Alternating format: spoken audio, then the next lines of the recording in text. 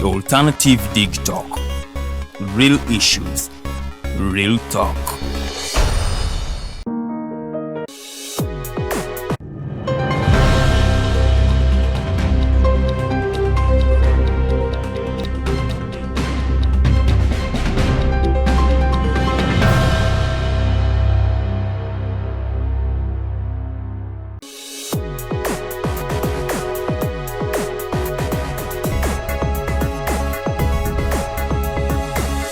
The Alternative Dig Talk. Real issues, real talk.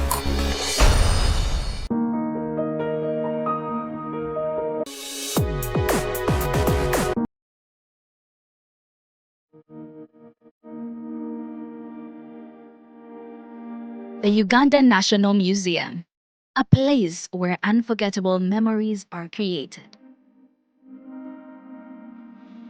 Traditions are found and a connection to our Paul is reinforced. It is not only a testimony to the history of our nation, but also impacts knowledge of cultural and natural heritage to the present and future generations for their enjoyment. Through a variety of activities and exhibitions, we gather to discover our traditions and create new ones. The Uganda Museum is our country's cultural icon that makes it accessible for the next generations to come together as our story unfolds and represents the interplay of our country's past and present.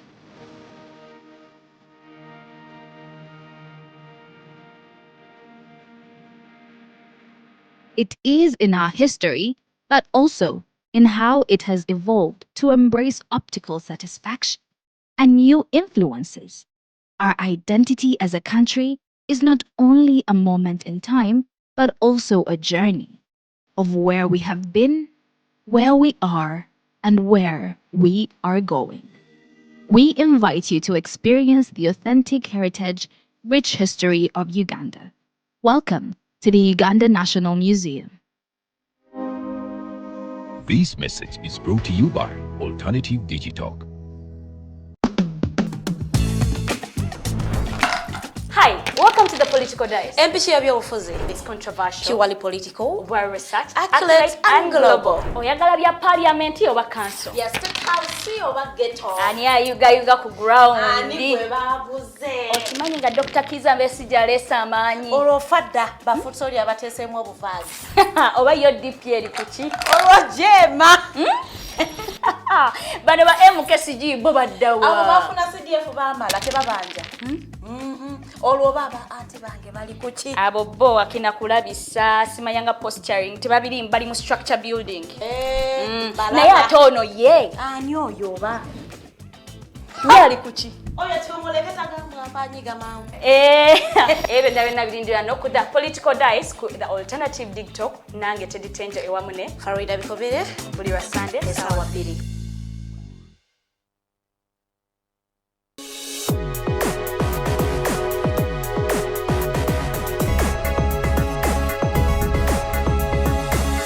The Alternative Dig Talk.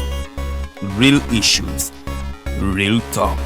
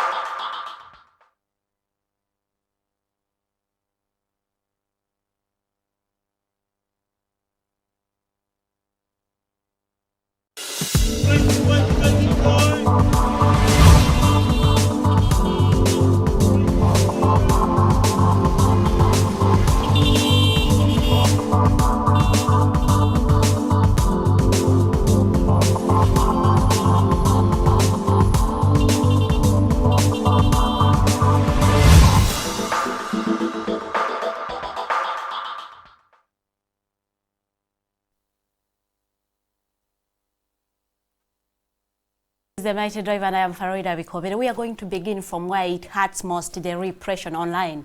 Era njagala okubategeeza nti gwatana twegatako ngate you do your activities online or ku mitimbagano or internet. Munanga oluddewo nnyo ojja tusanga ku The Alternative Uganda oba TikTok TV ku Facebook ate ku YouTube ojja kubanga ate otusanga ku The Alternative Uganda. Kozesa comment section otekeme ekibuuzo kyo tekamu opinion yo mbategeezezza nti Uganda was ranked, officially ranked free, you know, we are partially free, not like wholly free, but we are partially free online. So tukkirizibwa okubanga ate we share our opinions online without being repressed, without being doxed, without being, you know, nayenga te ng'abamu ndaba bateekako surveillance nayenga byonna tugenda kubanga ate tubyogera nkutegeeza bulungi nnyo nti okubanga oyongezayo engagements zino naddala eza show eno kubanga abasinga obungi, most of us the youths, we are doing our works online. Naddala mwe are the political youths mukolera activism online. This show is yours. You need to understand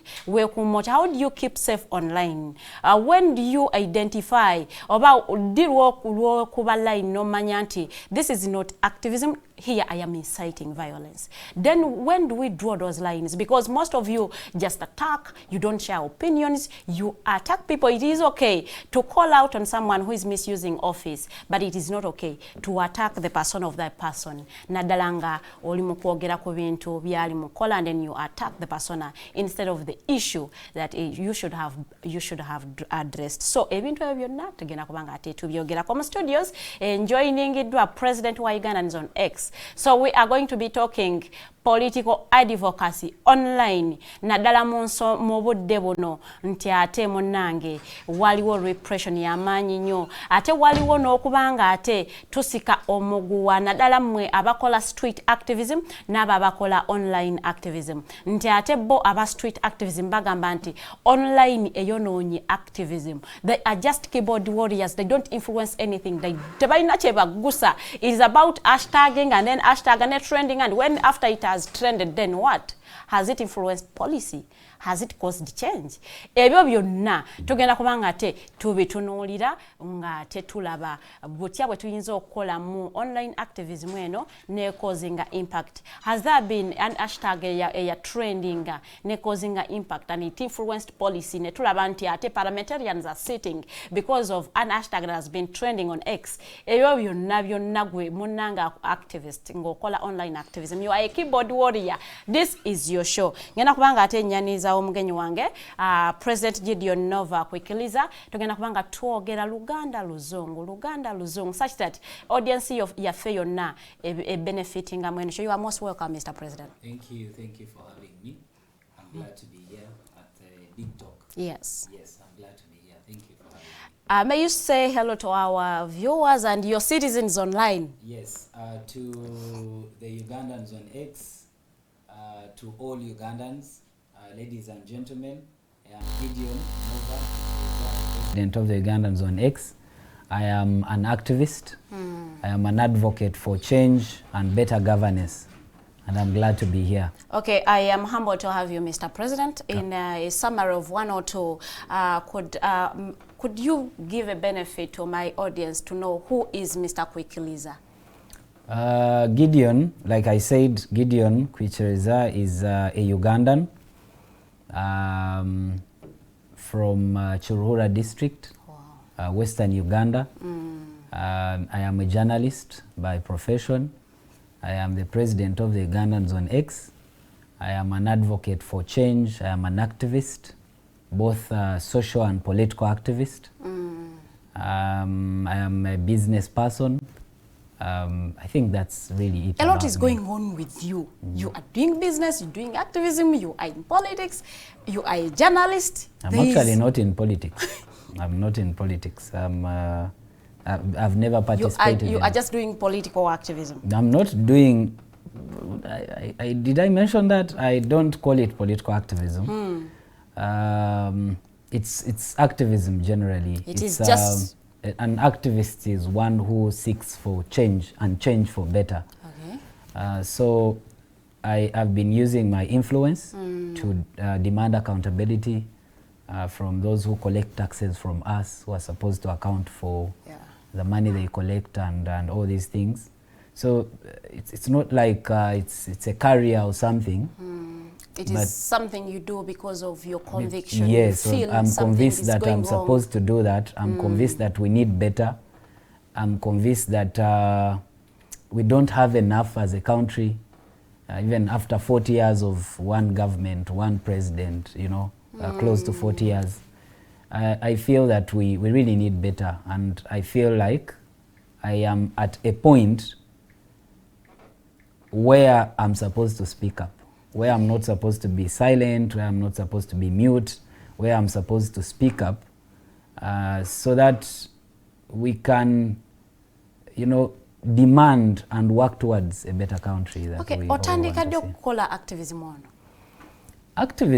Activism ndowooza kibanga omuntu kimubaamu ozaalibwa nakyo, because ng'okiwulira muli waliwo obutenkanya and you just feel like you have to do something. Because when you trace back gy'ozaalibwa, gy'oba okulidde, gy'osomedde, n'olaba by'ozze ng'okola, at that point oba tomanyi nti oli mukola activism bw'oba obikola. Yes. But you realize nti ku kyalo kwe mwali waliwo omuze bwe guti nga si mulungi nga gwonyigiriza abantu, gwe yasooka okuvaayo n'okola ki?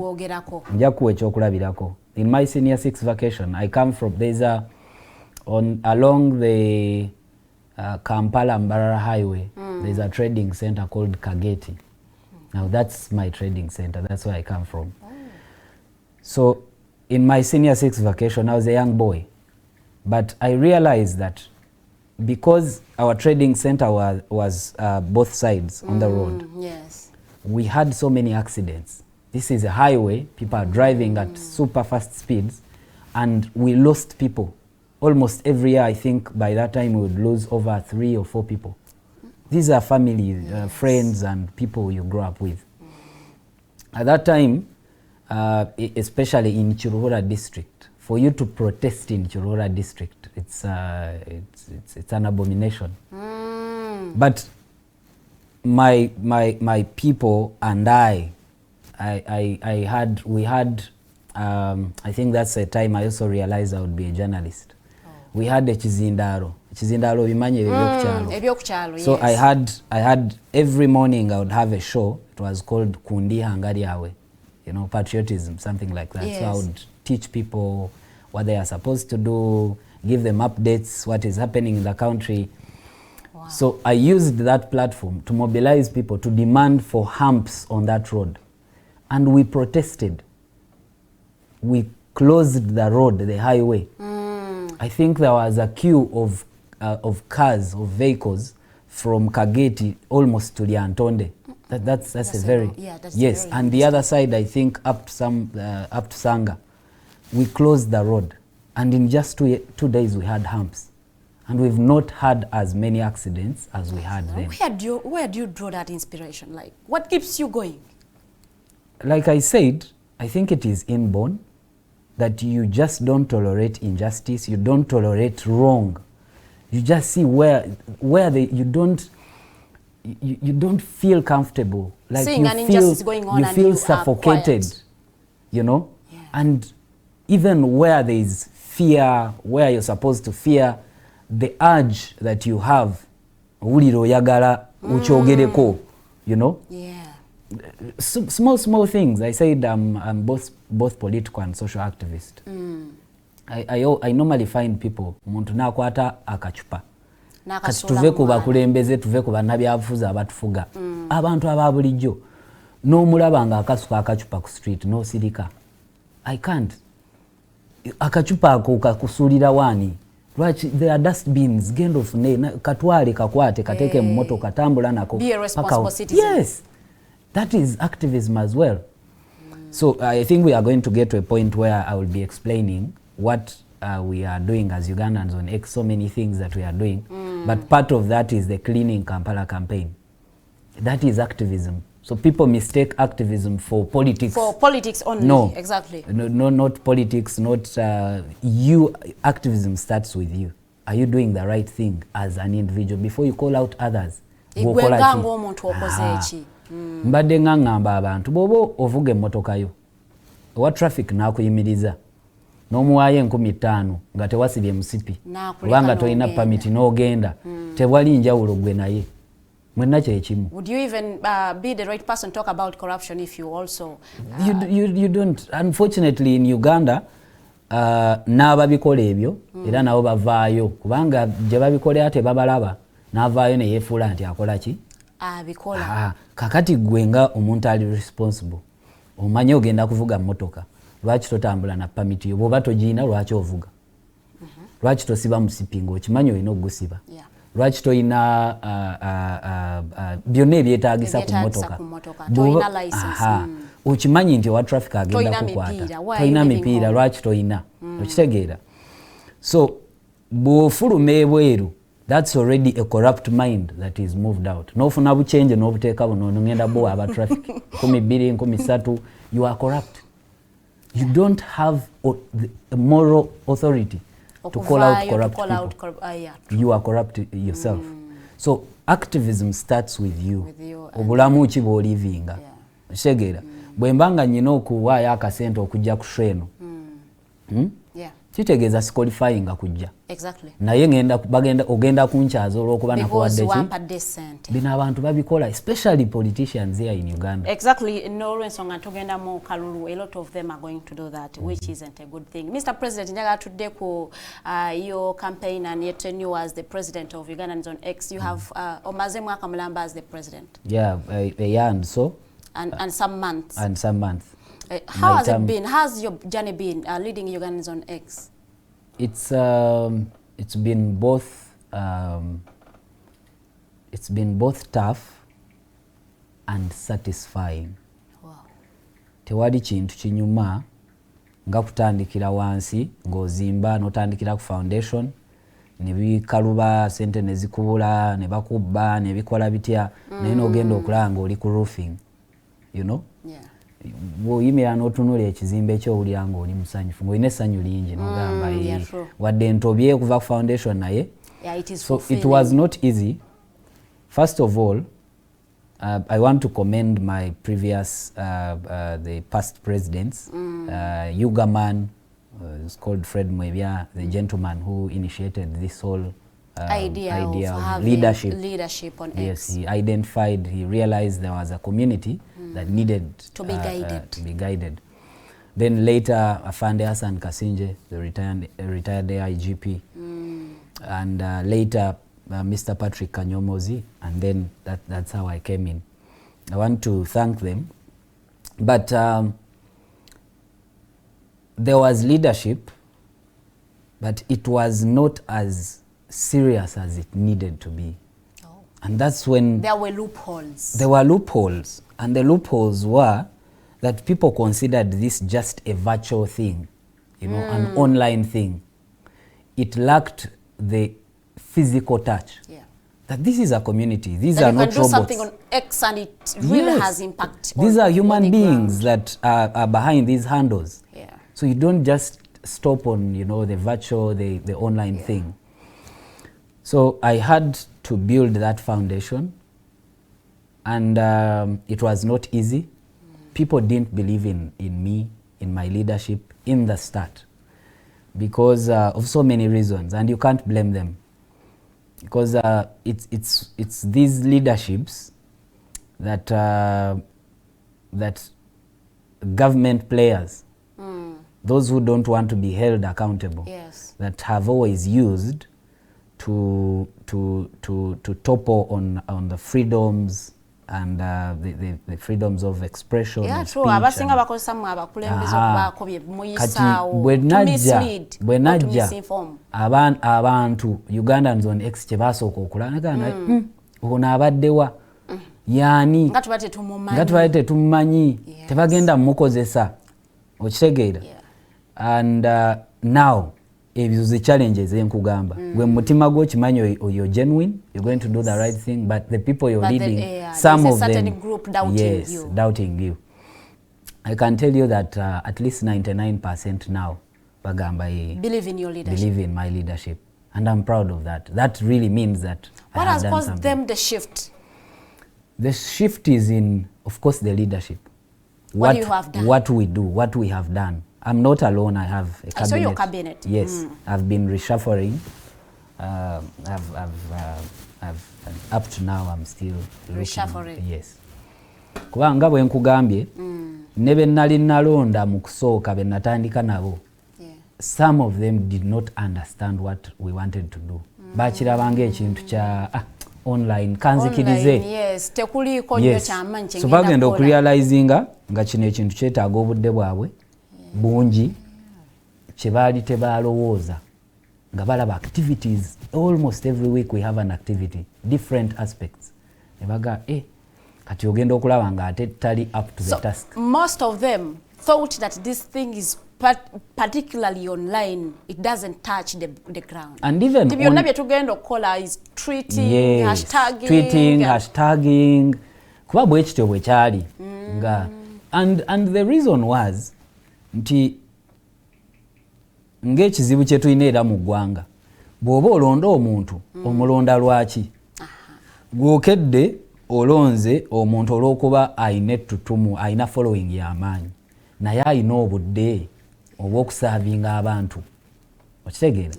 You wake up one day because these people would vote for omuntu ne baba tali mu ggwanga naye kasita abanga ali likeable character nga bamulonda as the president naye agenda kusaavinga atya.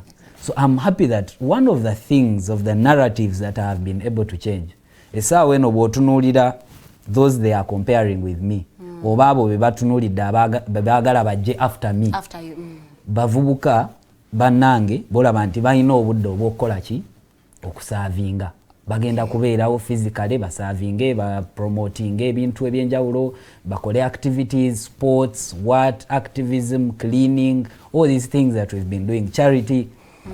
Olaba nti kati bategedde nti twetaaga omuntu ali ku ground agenda okutuleadinga in this naye luli it was about numbers, a game of numbers. Oyina following nga bakulonda era bw'otunuulira ebiseera bye najjiramu when Ugaman, because Ugaman ye yategekanga elections bwe yateekayo nomination abantu be banominatinga they are these people Dr. James Pa Sentongo. But trust me, he's my friend. You respect him? I respect him, but he would never get time to do what I'm doing. That's the honest truth. Because he has a lot on he has a lot on his table. The Agatha Traders, all those, you know, the well-known figures. It was last year in April. That was the time of the exhibitions, if you remember. Exhibition Parliament, Porthole exhibition. Kati gemanya agali outstanding. Kati bunga beba nominatinga. Ochegeera. Naye che bali tebatunulira nti this person, this individual agenda funo obudde obwokutuwa fe okutusavinga. Okitegeera. Naye kati essaawa eno tebakya comparing ate naabo. For now it's not about numbers. Bali mukutunulira bannaabwe ababeera nabo ababadde betutambula nabo mu bino byonna bye tubadde tukola era bw'olaba bafrontinga nnyo a guy called Keith Nam because he's been with us. He deserves it. He's a young guy who has the time and everything and the commitment. Wow, tuli ku Mighty Drive twogera nsonga za online advocacy. Njagala okubanga ate otubuuliramuko some of the challenges zozo ofuna as the president of Ugandans on X for fronting okugezanga oba omulamu anti mulina kyemwa championinga online and maybe it caused you challenges oba mwenga abakolera activism wamwe online. What are some of those challenges zemufuna nga mulina issue jemu frontinga? I wish I had a whole day here. To mention such challenges alone. There are very many. Now, first of all, bw'ovaayo nga oli activist mu Uganda, you are an enemy of the state. That's how they label you. Mu kifo ky'okutunuulira by'oyogerako babitereeze bakulabanga omulabe. That is one. At a personal level, nga sigenze na mu leadership position, I have lost so many in terms of business, finances. I am an influencer because we are influencers. Yes. But there are gigs, we call them gigs. There are gigs I will never get. Because government you're an gigs. activist. Yes. You know, I have lost friends. Oli akugamba munaye gwe wasalawo kukola ki kudda side eyo nesonyiwa saagala bandabe naawe you get saagala genda mu basement olw'okuba gwe such things. And then when you initiate projects, campaigns, even when they are good, still gwe bakulabanga omulabe. So they will fight so hard to frustrate the projects, the campaigns you're pushing, because they feel that for you to run a successful campaign or project, you must be on their end. You understand? Yeah, I do. Then they will start attaching you to political parties. Personally, I am not affiliated to any political party right now, and I can say this any day, any time. But of course, you identify with the people that push for the same things you push for, that beliefs you. So one day you will see me at Kavule when we are praying for Dr. Kizza Besigye. I will go, because these are people who are politically persecuted. You want to stand with them. The Edimutwes have been tortured and up to now. But it's not because you believe in the ideologies of the party. I don't subscribe to the party, but these are human beings. These are Ugandans. They are being tortured, they are being oppressed. You get? So as a normal Ugandan, a sober Ugandan, you must stand. Even if you are NRM, this I should say, oli ne bwabanga wagira NRM, it's okay. Kyakiririzaamu. Naye bw'atuuka mu mbeera ey'okunyigirizibwa, I will stand with them. Because over time, tumaze okimanya nti mu ggwanga lino ne bw'oba owagira NRM otya, batuuka ekiseera ne bakwefuulira ne bakunyiga. Okitegeera. So omuntu oyo bw'anyigirizibwa sigendaga nti goli NRM, I'm not with you. He or she is a Ugandan, he's a human being. Okitegeera. So okuddayo ku challenges z'obadde oyogerako nti ekisooka tuyiggibwa. You're being hunted. Yes, in Uganda by the state. I don't want to start mentioning names, but maybe when it's necessary I will. Recently I posted someone was threatening to take me to the basement, and they even got my WhatsApp number and came to my WhatsApp. And they threatened you? Yes, and said tuja kufuna. What had you done? What had you posted? I don't even remember. I post so many things because I don't, like I said, first of all, I don't support this government. It's clear what That's they for do. a fact you don't support the it's government. A fact. It's a fact. I don't support the government. I feel we need change. I feel we need to do better. The government is so corrupt. It is so, there is a lot of impunity everywhere. You move on the road, you can't, everyone who comes to Uganda cannot understand how you are on the road, border neven, and on even lawlessness. It's as if we don't have a government in this country. The country is the government will only manifest bobango ogiwakanya awo wegenda okuvaayo kulage amaanyi wetuli otuwulira. So there are so many challenges that we are going through.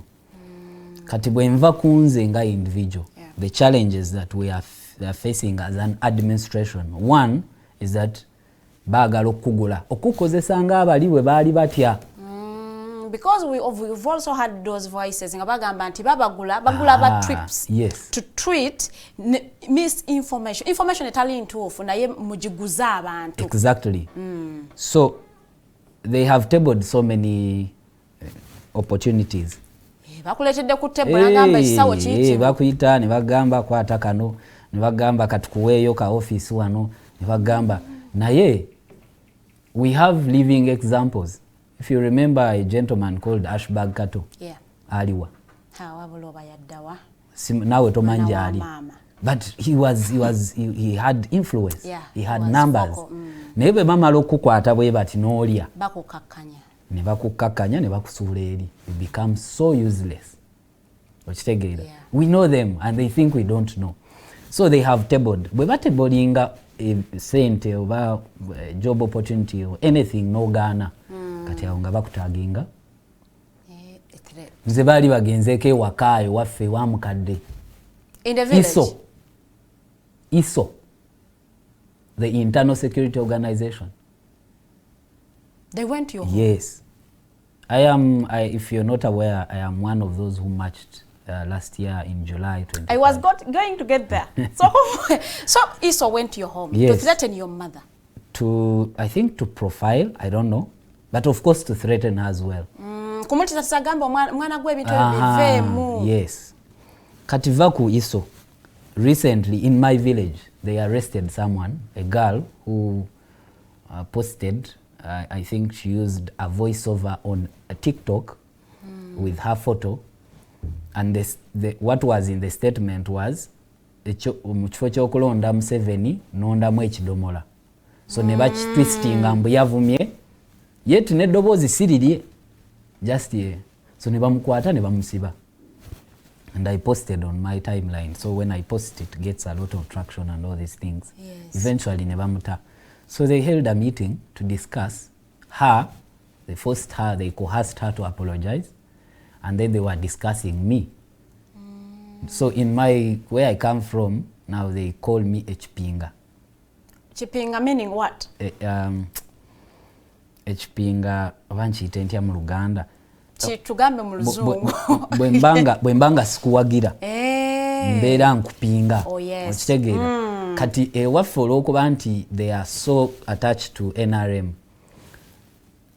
Baba tebaagala muntu avaayo kuvaayo kulaga. Wakanya NRM.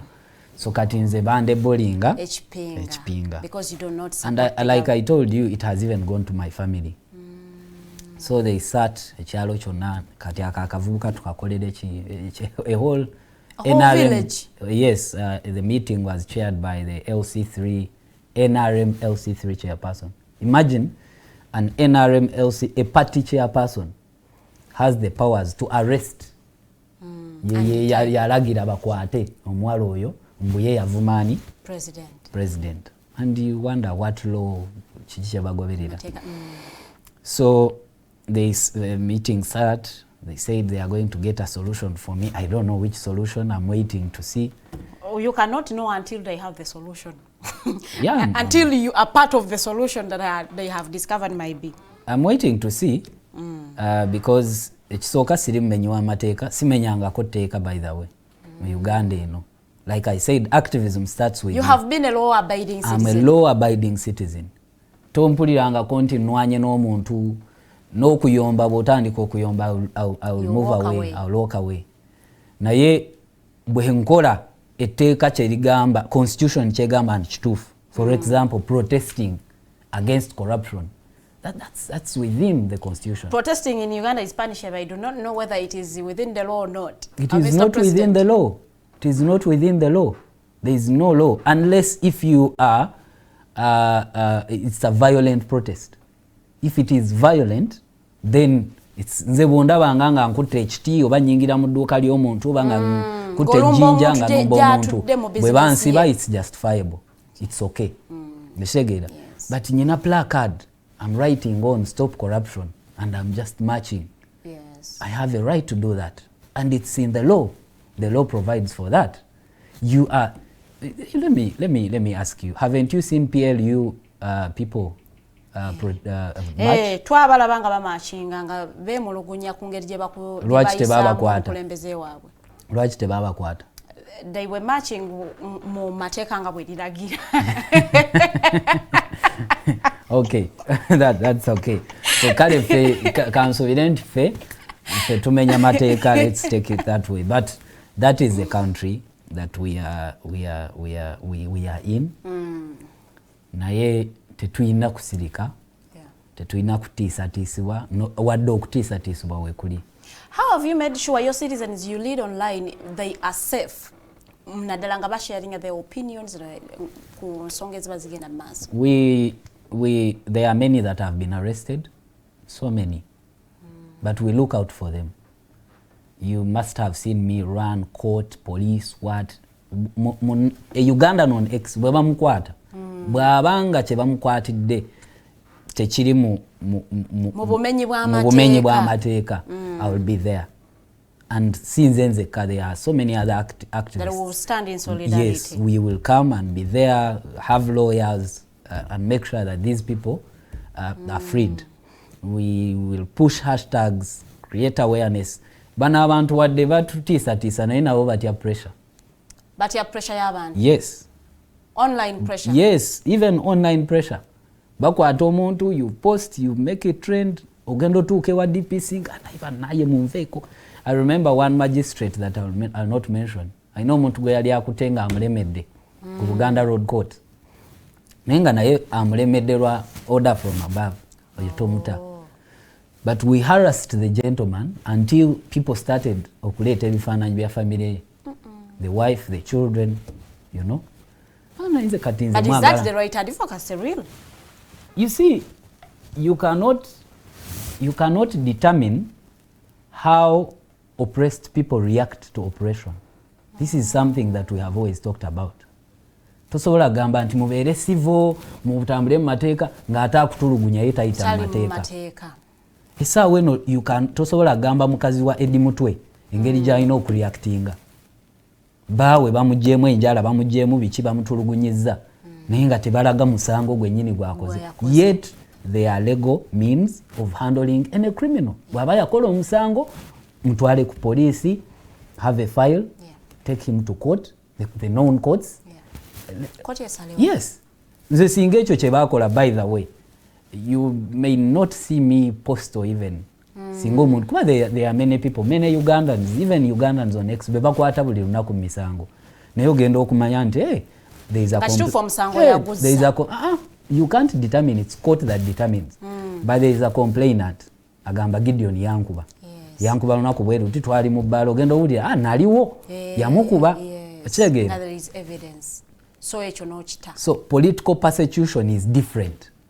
Kati tosobola kutandika gamba mwana wa Eddie Mutwe oba sister we oba maama we munaye toyogera bwoti etteeka ligamba olina kwogera bwoti oli gwe mwakwata mwamukwatira mu tteeka. Because if you are saying you can do activism because you are oppressed and you even surpass the laws and you evading oli akwasiza amateeka okujukukwata. Which laws are you talking about? When I post, there is freedom of expression. There is? Yes. Like I said, njagala ondageyo munnayuganda akeera ku machanga talina bulumi bwabo be batulugunya n'atandika okwataakinga randomly. Atalina bulumi talina kyasobola ekyokubiri, application of laws. You must have seen, we have all seen the CDF of this country, of UPDF, ngavuma abantu ku X. Some words I cannot even use in my mouth right now on television. Ngabikozesa. We have seen him threaten to behead people, to hang people. Is that in the law? No, not exactly. Lwaki tali mukomera? Because maybe he holds a big office. Maybe. I'm just saying maybe. Okay, no, I'm not setting the questions to you. I am setting them to the people who are watching, so, to bring out the context.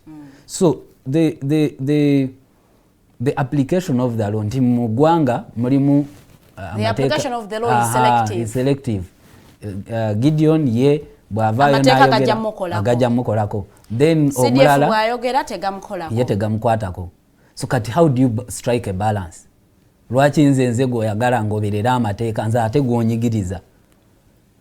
Okitegeera? Yeah. Bwenzijaawo wooli nenkukuba oluyi. Yagana ye Gideon lwaki onkuba oluyi? Nova, what is your problem? Nja kwongera olwokubiri. Nja kwongera olwokusatu. Ojja kwevaamu punch. Yeah, you will fight. Self defense. Yes. Nizo okunkuba amanyo ne gavaamu.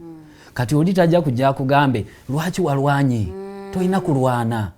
It's against the law. I'm defending myself. I'm expressing what I feel. I have been squeezed. Enyindo bw'oginyigiriza ennyo ekola ki? So abo be mugamba nti bavuma online bakola ki? They are families. Most of them are families and friends of the people who are illegally detained. Okitegeera? Sasa weno tosobola gamba Madam Winnie Byanyima. You're not only determining how she's supposed to react nga bawo abadde mukomera and he's not being tried. Why don't you try him? bwabanga oli convinced nti yakola ki yakola omusango. The state is still gathering evidence. Tugenda kubanga ate tugenda mu kuwumulamuko katono nnyo bwe tukomawo, tugenda kubanga ate tunuulira how do you measure impact ku online advocacy? How can you say nti kino kyatuleetedde impact? Nti oba hashtag eno gye tubadde tutambuza bebadde trending yaleese impact. Mpozi n'ekirala, there is a digital divide. Kubanga abantu abamu bagamba nti X ne activism wayo ali elitist, nti ali nnyo mu baasoma, nti it is for the elites. Abali mu byalo eyo tebamanyi bigenda mu maaso ku X. There are even Ugandans in Kampala who do not know that there is leadership on X. They do not know that there is a president of Ugandans on X. So there is that digital divide. How are you working to, strike a balance? Kulaba nti ate n'abantu abali mu byalo nabo mu banyigiramu mu activities zino zemukola. Tugenda kubanga ate ez'ensonga tuzitakolenga in our second hour of the show. Tukumulamuko katono nnyo tukomao.